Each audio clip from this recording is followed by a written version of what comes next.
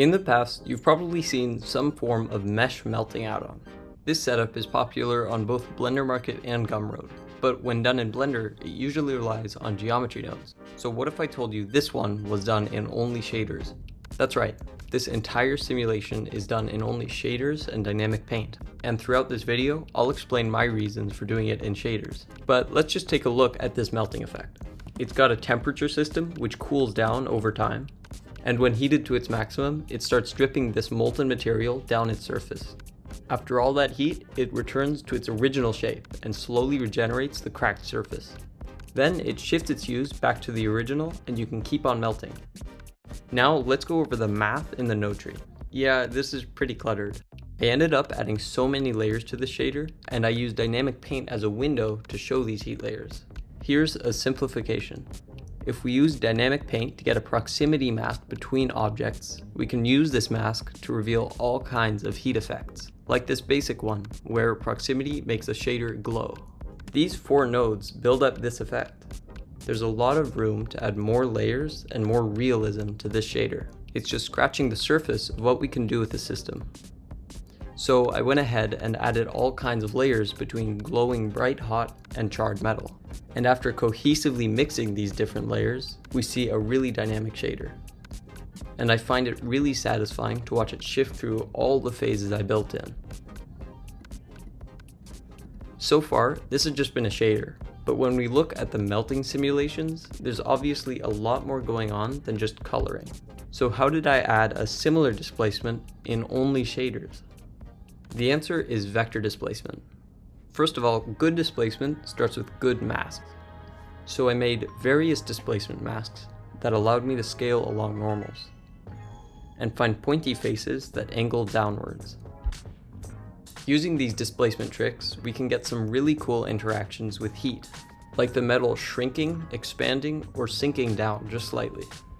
Shrinking and expanding by scaling along normals, and sinking by subtracting on the z-axis. Then I used masks to make it drip down to spots like the ear and the chin.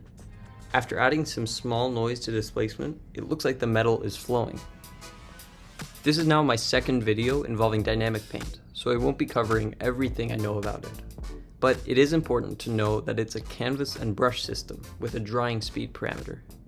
This slider allows me to make the metal behave much more realistically and slowly, or make the metal cool down super fast.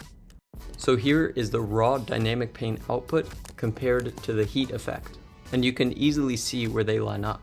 And now that you know the big picture idea for it, let's zoom in to the smaller details. Things like the charred metal effect are made using Voronoi set to distance to edge, and using this as a mask to reveal a dark and rough metal shader. I also mixed red metal as an underlying layer, so it changes to a red hue as it heats up, and returns back to normal as it cools. And under all of these effects lies my basic metal material, which you might recognize from my edgeware video. I can always change the initial shader by changing this input. I can even change the color of the base metal shader. And it will still turn red no matter the starting color, since I'm not using a hue shifting technique. And in case you think this emission seems way too low for a molten shader, I can change that using this parameter.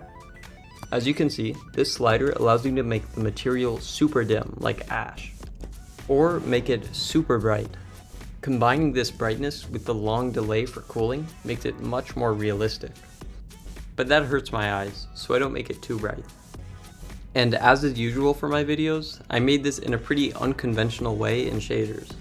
And I feel like doing this in shaders gives me more control over the visual burning effects.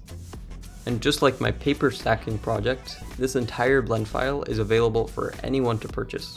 You can head over to the link in the video description and not only get the melting simulation to play with, but the advanced metal shader I made. Lately, it's been really fun to see my projects become products and see my sales number reach 200. I get an email for every download, so I'll notice if you support through Gumroad.